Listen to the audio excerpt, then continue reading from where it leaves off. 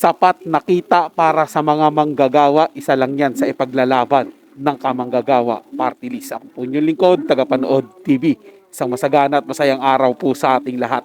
Welcome back po dito sa ating YouTube channel at Facebook page. Panibagong araw, panibagong reaction video po ulit tayo mga tagapanood.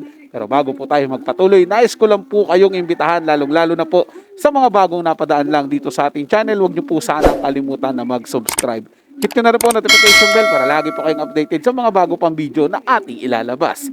Share, like, and comment din po kayo mga tagapanood. Ating ang babasahin at pupusuan. Kaya simulan na natin ang ating reaction video sa araw na to mga tagapanood. Let's do this!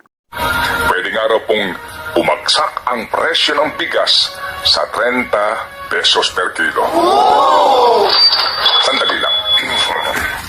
Paano ba makapagbebenta ng 30 pesos na bigas sa NFA per kilo? Kayong ang kasalukuyan pong average... Paano nila mapabagsak ng 29 or 30 pesos per kilo? Pagbili sa Vietnam is 30 pesos per kilo na. Wala pa yung shipping, handling and everything. So paano nila mapababa ang presyo? Ginigisa tayo sa sariling mantika. Yan po ang style nila ngayon. Kailangan pong maglaan na naman ng bilyong-bilyong piso ang taong bayan sa National Food Authority.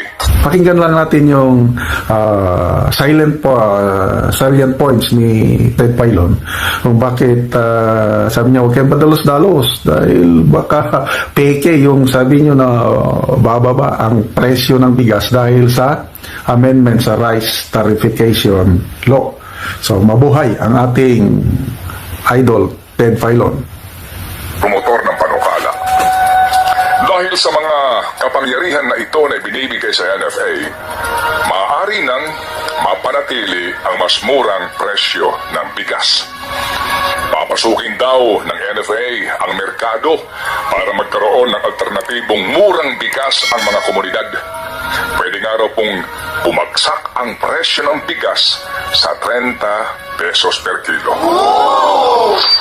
Sandali lang. Paano ba makapagbebenta ng 30 pesos na bigas ang NFA per kilo? Kayong ang kasalukuyan pong average farm gate price ng palay sa Pilipinas ay 24 pesos and 52 centavos na.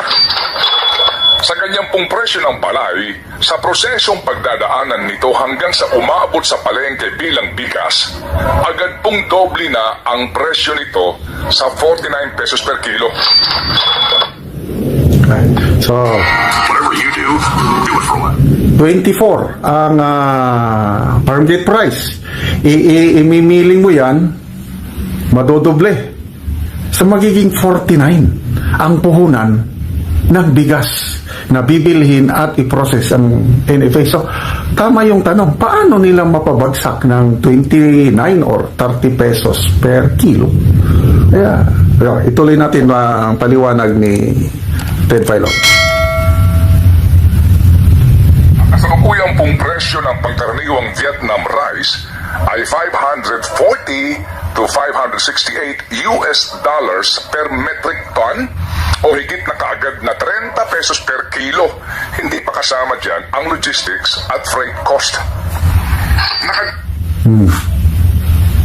Yung imported naman, dahil yun ang purpose ng amendment ng rice tariffication law, na ang NFA pwedeng mag-import ulit.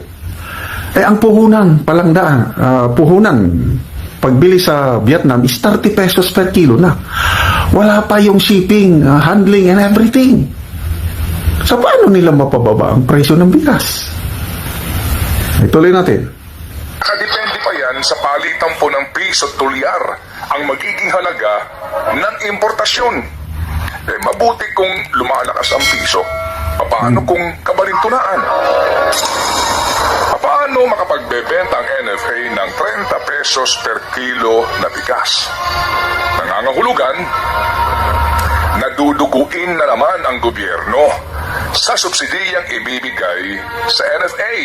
Yan po yung kasagutan dyan mga tagapanood, subsidy. Kumbaga, aabunuhan na naman o bibigyan na naman ng pamahalaan ng budget yan para makapag-import o para makapagbawas sila ng presyo ng bigas na ipagmamalaki nila sa mamimili sa mamamayan na napababa nila ang presyo ng bigas. Pero sa katotohanan yun, gumastos lang po sila.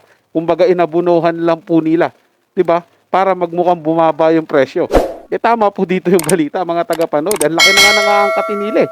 'Di ba? Kung ano man yan, kung aangkat sila sa ibang bansa, sa Vietnam, 39 pesos na per kilo. Yung shipping fee niyan, 'di ba? Yung handling fee niyan. O paano na lang po yun, mga tagapanood? Kung tutuusin yan, pwedeng maging ang kilo niyan dito nasa 50, 60 na. 'Di ba? Gagawin niya ng pamahalaan para pagtakpan nila yung kanilang kabulukan, bibigyan nila ng panibagong pondo. Diba? Kukuha naman po sila sa kaban ng bayan. Kaya naman po palang gawin ng pamahalaan yung ganun, magbigay ng subsidy. Ba't na lang, hindi na lang po nila kaya gawin, i-convert nila into libre na lang ang bigas sa mamamayan. Bigyan po nila ng budget yung mga mahihirap na mamamayan. Ba? Bigyan nila ng isang sako kada pamilya, buwan-buwan. Kaya naman po, di ba? Kaya naman nila yan, mga tagapanood, kung tutuusin lang talaga. Pero dahil nga masyadong kurap ang mga namumuno, ang nasa gobyerno, kaya hindi po kaya. Pero pag ginusto po nila, mga tagapanood, katulad nito, gusto nilang gawin na pababain daw yung presyo ng bigas kahit na nakikita naman po natin, mahal nga po yung puhunan eh. Diba? Yung palay na nga lang daw po, 24 pesos. 24 pesos and may centavos pa po yun, palay pa lang po yun. Paano pa yung mga ano niyan? Paano yung mga gagamitin yan, mga pesticide, yung pang-abono doon sa lupa para mas yumabong yung tanim na palay. Yung mga gagamitin po nila, mga makinarya, mga gamit po, yung mga gastos po yan. 'Di ba? Kung gagamit sila ng dimakina, yung gasolina pa lang nun, 'di ba? Patubig po nila. Bayad nila sa kuryente, siyempre gagamit po sila ng ganun, mga tagapanood, 'di ba? So malabo po mabenta nila yung bigas sa merkado ng 30 plus lang o 39, mga ganun. Talaga magpe-presyo po yan ng 40 pataas. NP na lang po yun, mga tagapanood, ganun po yung presyuhan. So wag naman po tayo linlangin ng gobyerno. Kung kaya po nilang bigyan ng subsidy para bumaba ang presyo, kaya din po nila magbigay ng libreng bigas sa mga mahihirap nating mamamayan. Sa ating po mga mahihirap, mga tagapanood.